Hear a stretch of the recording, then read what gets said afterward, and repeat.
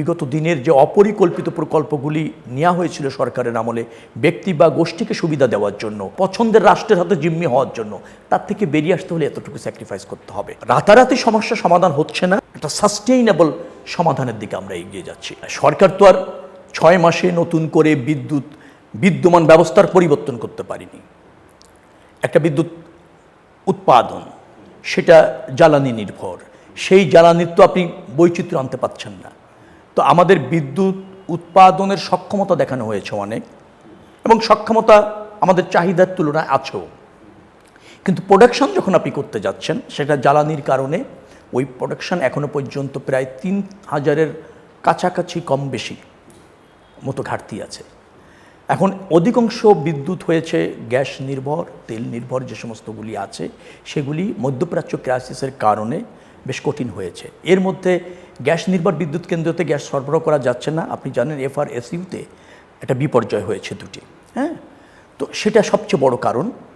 আর আমরা যেটা চাচ্ছি রিনিউয়েবল এনার্জি, যেটা সেখানে প্রায় 1000, আমি বললে ভুল হবে, 10,000 আমি যদি বলি মেগাওয়াটের মতো উৎপাদন করা সম্ভব।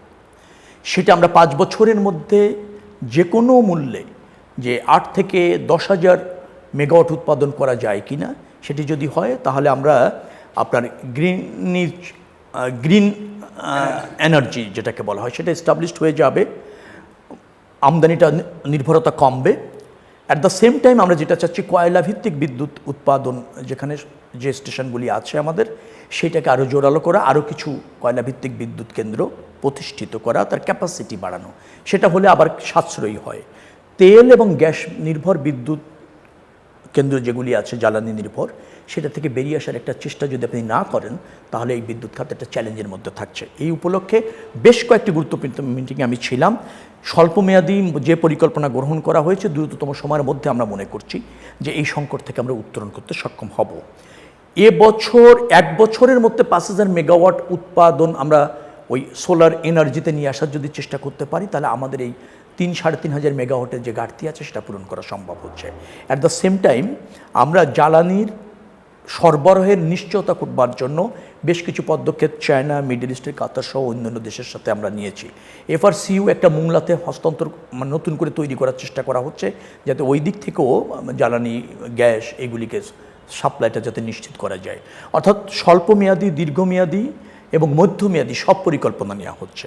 আমি আপনাকে একটা কথা নিশ্চিত বলতে পারি, বিদ্যুৎ খাতে যে লুটপাট হয়েছে, যে ব্যয় হয়েছে, যে অন্য দেশ নির্ভরতা বেড়েছে বিগত সময় সরকারের ওই অপরিকল্পিত কিছু পদক্ষেপ গ্রহণ করার ফলে বা প্রকল্প গ্রহণ করার ফলে, সেইটারই একটা জরাজীর্ণ অবস্থা এখন এই পর্যায়ে এসে চলেছে। উত্তরণ থেকে চেষ্টা হচ্ছে আবার জ্বালানি যে আপনি দ্রুততম সময়ের মধ্যে নিশ্চিত করবেন। আমরা LNG দিয়ে চেষ্টা করা হয়েছিল, কিন্তু এই LNG যে কন্টেইনার থেকে দেয়, যেটা দিয়ে আপনি আনবেন এবং সাপ্লাইটা নিশ্চিত করবেন, সেটা করতে 1.5-2 বছর লেগে যায়। অর্থাৎ আপনি যেদিকেই যান না কেন রাতারাতি সমস্যা সমাধান হচ্ছে না। তবে যে পদক্ষেপগুলি নেওয়া হয়েছে ডেফিনেটলি সেটা সাস্টেইনেবল, এবং মধ্যমেয়াদী পর্যায়ে গিয়ে আমরা বাংলাদেশের বিদ্যুতের একটা এডহক না, একটা সাস্টেইনেবল সমাধানের দিকে আমরা এগিয়ে যাচ্ছি। মানুষের একটু দুর্ভোগ হচ্ছে, কষ্ট হচ্ছে, নিশ্চয়ই মানুষও দেশপ্রেমিক জনগণ, দেশপ্রেমিক মানুষ, তারা আমাদের সীমাবদ্ধতা বোঝেন। বিগত দিনের যে অপরিকল্পিত প্রকল্পগুলি নেওয়া হয়েছিল সরকারের আমলে ব্যক্তি বা গোষ্ঠীকে সুবিধা দেওয়ার জন্য, অথবা কোনো ব্যক্তি বা পছন্দের রাষ্ট্রের হাতে জিম্মি হওয়ার জন্য, তার থেকে বেরিয়ে আসতে হলে এতটুকু স্যাক্রিফাইস করতে হবে। আমরা খুব সিরিয়াসলি এই খাতকে গুরুত্ব দিচ্ছি, এবং সব ধরনের সমূহ সম্ভাবনা যেগুলি আছে এই খাতকে এস্টাবলিশ করার জন্য, এই খাতকে সমৃদ্ধ করবার জন্য, সেগুলি বর্তমান সরকার একেবারে দিনরাত কাজ করে নিচ্ছে। আচ্ছা, এই যে বর্তমান যে সংকটটা, তীব্র সংকটটা, এটা কবে নাগাদ স্বস্তিদায়ক পর্যায়ে পৌঁছতে পারে? এটা কোনো টাইমলাইন কি সরকারের কাছে আছে? আমার কাছে যেটা মনে হয়েছে, যেহেতু আমি এই বিষয়ের মন্ত্রী না, কতগুলি আলোচনায় আমি ছিলাম, আমাদের FRSU যেগুলি আছে সেই জায়গাটাতে দুটোতে একটা বিপর্যয় ঘটেছে। এই দুটি মেরামত পরিপূর্ণ করা ছাড়া এটার সমাধান হচ্ছে না। একটা মেরামতের ক্ষেত্রে লাস্ট আলোচনা হয়েছে প্রায় 48 থেকে 72 ঘন্টার মধ্যে এটা বন্ধই করে দিতে হবে। এখন 48 থেকে 72 ঘন্টা বন্ধ করে দিলে তার এফেক্টটা কী হবে? আবার শিল্প কলকারখানা আছে যেখানে বিদ্যুৎটা আরও প্রয়োজন, শিল্প কলকারখানায় অবাধ সাপ্লাইটা দিতে গিয়েও আবার আবাসিক খাতে একটু প্রভাব পড়ছে। আবার ধরেন এলাকা বেইজ কিছু কেপিআই আছে স্থাপনা, সেখানে আবার বিদ্যুৎ না থাকলে সেখানে অনাবরত বিদ্যুৎ রাখতেই হয় রাষ্ট্রীয় প্রয়োজনে, সেখানে আবার লোডশেডিং হচ্ছে না, যার ফলে প্রত্যন্ত গ্রাম বা কিছু কিছু মফস্বল শহরের লোডশেডিংয়ের মাত্রা অত্যন্ত বেড়ে গিয়েছে। তো সেটাও রেশনালাইজ করার চেষ্টা করছি আমি যতটুকু জেনেছি, যে চাপ যেখানে কম থাকে, কোনো জায়গায় যদি একেবারে বিপর্যয় না হয়ে যায়, সব জায়গায় অন্তত যাতে আপনার 12 থেকে 14 ঘন্টা বিদ্যুৎটা রাখা যায় এবং গুরুত্বপূর্ণ সময়টা যাতে বিদ্যুৎটা থাকে। আবার আমরা কিছু উৎপাদন করতে পারলে গ্রিড লাইনে সেটা যুক্ত করার ক্ষেত্রে আমাদের ওই ফ্যাসিলিটি নেই।